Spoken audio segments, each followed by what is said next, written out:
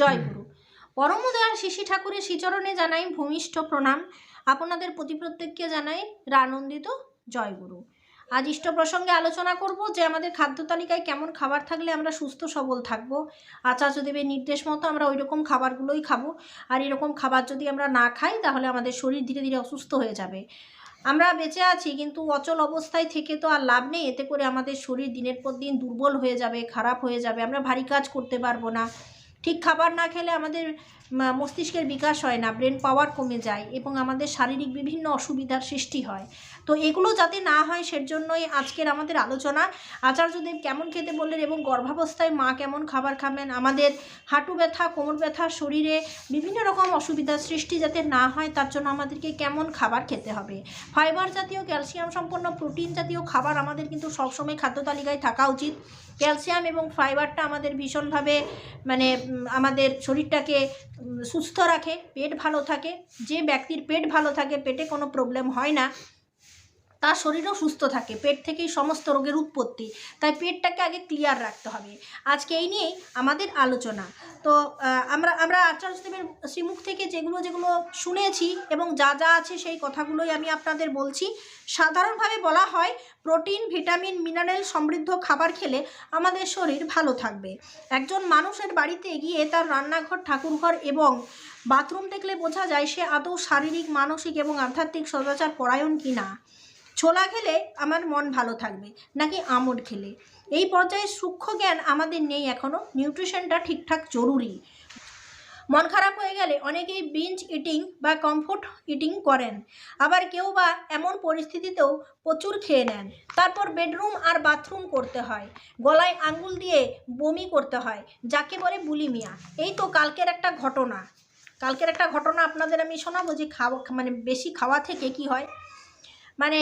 একজন মহিলা সে পিকনিক করতে গিয়েছে, আর পিকনিক করে এত বেশি খাবার খেয়েছে, খাবার খাওয়ার পর তার এমনই অ্যাসিডিটি, বদহজম এবং পেটের কোনো একটা কোন রকমভাবে খাবারে পয়জন হয়েছে, প্রচুর পরিমাণে বমি এবং পেট ব্যথা। কোনো মতেই বমি বন্ধ হয়নি এবং পেট ব্যথা প্রচুর, তাকে হসপিটালাইজড করা হয়েছে। তাহলে দেখুন এই খাদ্য থেকে কি হয়, আর অতিরিক্ত লোভে আর অতিরিক্ত খেয়ে কি হয়। পিকনিক করতে গেছে, আনন্দ ফুর্তির শেষ নেই, বেশ উপভোগ করেছে বড়দিন, তার শাস্তি হচ্ছে হসপিটালে বসে বসে। তাহলে আমাদের খাওয়া দাওয়াটা সবসময় লিমিটের মধ্যে রাখতে হয়। তাই ডিফারেন্ট ফুড হ্যাবিটকে অ্যাডপ্ট করবার কথা বলেন পরম পূজ্যপাদ আচার্যদেব। খাদ্যগুণে ভরপুর মিলেটের কথা বলেন। হরপ্পা সভ্যতার যুগে যেসব চাষ করা হতো তার মধ্যে ছিল মিলেট, জোয়ার, বাজরা, রাগি ইত্যাদি কয়েকটি দানাশস্যকে একত্রে বলা হয় মিলেট। এক সময় এটা ছিল ট্রাইবালদের খাবার, এ কথাও জানালেন তিনি। দরিদ্র মানুষেরাই মূলত খেতেন। এই মিলেট যে খাদ্যগুণে ভরপুর সেটা অনেক পরে আবিষ্কৃত হয়েছে। এক সময় চাহিদা কমে গিয়েছিল এর উৎপাদন। এখন সময় বদলেছে, চাহিদা বেড়েছে। 2023 সালকে রাষ্ট্রসংঘ আন্তর্জাতিক মিলেট বর্ষ বলে গ্রহণ করেছে। এর উদ্যোক্তা অবশ্যই ভারত। বাংলাদেশ, নেপাল, বেলজিয়াম, জার্মানি সহ বিশ্বের 130টির বেশি দেশ এই প্রস্তাব গ্রহণ করেছে। ভারতের বিভিন্ন জায়গায় 16 রকমের মিলেট চাষ হচ্ছে। বর্তমান আচার্যদেব আমাদের কিন্তু প্রত্যেককে মিলেট খেতে বলেছেন। মিলেট কি আমরা পাবো না খেতে? দেখুন, মিলেটের মধ্যে আপনারা এই খাবারগুলোর নাম চেনেন।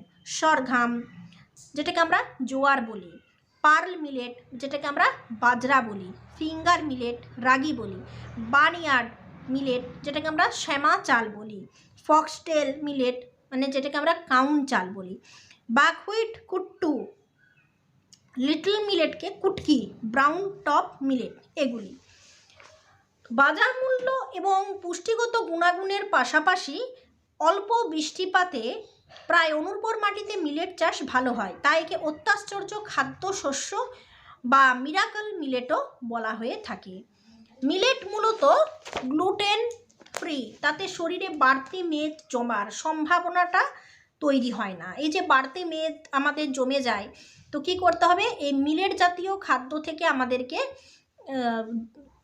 এই অন্যান্য খাবারের তুলনায় মিলেট জাতীয় খাবারটা আমাদেরকে একটু বেশি করে খেতে হবে। তাছাড়া এতে থাকে প্রচুর কার্বোহাইড্রেট, ভিটামিন ও খনিজ। তাই স্বাস্থ্য সচেতন মানুষেরা মিলেট আহার করে থাকেন। খাদ্য তালিকায় আরও কী কী থাকবে সেটাও বলে দেন তিনি। একদিন বললেন, গর্ভাবস্থায় মা ও শিশু উভয়ের শারীরিক গঠনেও সাহায্য করে মিলেট। তিনি অনেক কিছুর পাশাপাশি পুষ্টিবিদ হিসেবেও পথ নির্দেশ করেন আমাদের। আজকে ডায়েটিশিয়ানদের প্রসঙ্গেও সমস্ত তথ্য তার জানা। ভাবলে অবাক হতে হয়, ধানের যোগান কমলে মিলেট আমাদের অন্যতম আশ্রয় হয়ে উঠতে পারে।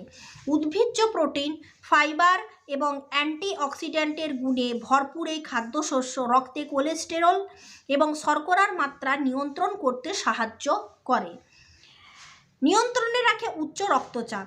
সুস্বাদু অনেক রেসিপি তৈরি হতে পারে এই মিলেট দিয়ে। ফাইবার সমৃদ্ধ এই খাদ্যশস্য সহজপাচ্য। পেটের সমস্যা থেকে মুক্তি পেতে তাই আমরা মিলেটকে বেছে নিতে পারি। চালের খিচুড়ি বা পায়েস, আটা রুটির মতো নানান খাবার মিলেট দিয়ে তৈরি হতে পারে। এমন সময় বলতে বলতে চলে যান খাবার থেকে আধ্যাত্মিকতার গহনে। ভোগ, দুর্ভোগ, সম্ভোগ, উপভোগ সব কিন্তু এই আহার আর খাবারকে নিয়ে। যেমন অনেক সময় বলা হয়ে থাকে ভোগ খাবো, প্রসাদ নেব, তার অর্থ কিন্তু প্রসাদ খাওয়া নয়। যাই খাই না কেন অন্তর দেবতাকে নিবেদন করেই খেতে হয়। অ্যাস্ট্রোনমির ভাষায় ভোগ মানে হচ্ছে গতি। গ্রহ তারকাদের যে চলন সূর্যকে ঘিরে তারও একটা গতি আছে। ভালো খাবার আমাদের স্থবির করে তোলে না এবং জীবনকে আরও গতিময় করে তোলে। বিশেষ বিশেষ অসুখে বিশেষ বিশেষ খাবার বর্জন করতেই হবে। একজন হার্টের সমস্যার কথা নিবেদন করলেন। আচার্যদেব বললেন, মানে এই হার্টের সমস্যা থেকে কিভাবে আপনারা মুক্তি পাবেন, কোন কোন খাবারগুলো আপনাদের বন্ধ করতে হবে। আচার্যদেব বললেন, চিনি, তেল, মশলা, নুন একটু রেস্ট্রিক্ট করলেই সব ঠিক হয়ে যাবে। এরপরে একজন বললেন হাঁটুর ব্যথার কথা। তাকে বললেন ভাত, আলু আর মিষ্টি একটু কম খাবেন। হাঁটুর ব্যথা বুঝলেন কোন কোন খাবারগুলো খেতে নিষেধ করলেন। হাঁটুর ব্যথাতে ভাত, আলু, মিষ্টি আর চিনি, তেল, মশলার থেকে আমাদেরকে অনেকটু দূরে সরে আসতে হবে। এটা করলে আমাদের মানে হার্টের রোগ থেকে আমরা অনেকটাই ভালো থাকবো। খাবারে রেস্ট্রিকশন করলে সুগারও নিয়ন্ত্রণ থাকে। আপনার ওজন কমলেই হাঁটুর ব্যথার তীব্রতা কমে যাবে। এক্ষেত্রে আহার নিয়ন্ত্রণটা খুব জরুরি। হাঁটুর অবস্থা অনেক সময় ভয়ানক হয়ে যায়, তো তখন নি রিপ্লেসমেন্ট ছাড়া আর উপায় থাকে না। তো তিনি আরও বললেন যে খাবার আগে জল প্রচুর পরিমাণে খেয়ে নেবেন, কিন্তু খাবার পরে আর জল নয়, খুব ইচ্ছে হলেও না। তাহলে আমরা এতদিন জানি খাবার পর খুব জল খাই, জল না খেলে খাদ্য ভাঙে না, ভেতরে হজম হয় না ঠিক মতো, এগুলো আমরা জানি। কিন্তু আমরা এইটুকু বুঝি না যে খাবার আগে আমাদের জলটা খাওয়া উচিত। এটা কিন্তু আমাদের বর্তমান আচার্যদেব নতুনভাবে শেখালেন।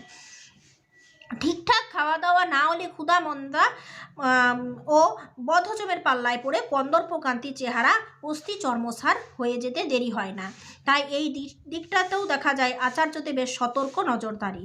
অনেক জটিল সমস্যার সঠিক সমাধান খুঁজে দেন তিনি। কস্মিনকালেও হেসেলের চৌকাট না মারানো দাদা করোনাকালে তার আদেশে বাড়িতে রান্না করেছেন। আচার্যদেব একটা দিন গেছে নিজেই তিনি রান্না করেছেন। তো আমাদের প্রত্যেকেরই উচিত মানে স্বপাক রান্না, যেটাকে নিজে হাতে রান্না বলে, এটা আমাদের প্রত্যেকেরই উচিত ভালোভাবে নিজে হাতে তৈরি করা খাবার খাওয়া। কারণ এই খাবার সুস্বাদু হয় এবং খেতেও ভালো হয়, শরীরের জন্য খুব ভালো। যখন রান্না করবেন মন ভালো করে রান্না করুন, আপনি রোগ জ্বালার হাত থেকে অনেকখানি রেহাই পাবেন। ঝগড়া করতে করতে অস্থির হয়ে রান্না করলে, বিভিন্ন অন্যান্য চিন্তাকে মনে আশ্রয় দিয়ে রান্না করলে সেই রান্না খেতে ভালো হলেও শরীরের জন্য অতটাও কিন্তু ভালো নয়। এগুলো আমাদের বুঝে শুনে করতে হবে। আর এই কথাগুলো, এই ভাবগুলো আমরা ঠাকুরের কাছ থেকেই শিখেছি। বর্তমান আচার্যদেবও বলেন। তো আমাদেরকে খাওয়া দাওয়াটা একটু ভালোভাবে করতে হয়। আচার্যদেব আমাদের নতুন পথ দেখালেন, কখন জল খাবো, কখন খাবার খাবো, কি খাবো, কোন খাবারটা খেলে আমাদের শরীর ভালো হবে, হার্ট ভালো রাখতে কি খেতে হবে, কোন খাবার খেলে মেদ হবে না, হাঁটু ব্যথা দূর করতে গেলে কোন খাবার বন্ধ করতে হবে, কোন খাবার খেলে আমাদের ওজন কমবে। এই কথাগুলো আমরা কিন্তু কোথা থেকেও পাবো না। বর্তমান আচার্যদেব কিন্তু আমাদের সহজভাবে আমাদের পথ দেখালেন। এটা কিন্তু আমাদের মাথায় নিয়ে চলতে হবে।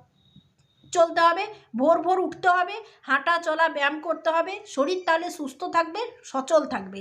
সকালবেলায় উঠে ঘুম থেকে উঠে ভালোভাবে ব্যায়াম করা, এক্সারসাইজ করা এবং ভালোভাবে নাম ধ্যান করা, ভালো মতো খাদ্য গ্রহণ করা, এগুলো মানে এই রুটিন মাফিক চললে আমাদের শরীর আমাদের শরীর সুস্থ থাকে, শক্ত হয় এবং আমরা দীর্ঘজীবী হতে পারি সচল অবস্থায়। ঠাকুরকে মাথায় নিয়ে চললে, শরীর মন ভালো রাখলে অনেক বড় বড় রোগ থেকে আমরা মুক্তি পাই। আপনারা প্রত্যেকে সুস্থ থাকুন। অতিরিক্ত ঠান্ডা পড়েছে, তাপমাত্রা খুব কম, আর এই ঠান্ডায় সকলেই খুব ভালোভাবে থাকুন, যত্ন নেয় নিজের প্রতি, বাড়ির বাচ্চাদের প্রতি।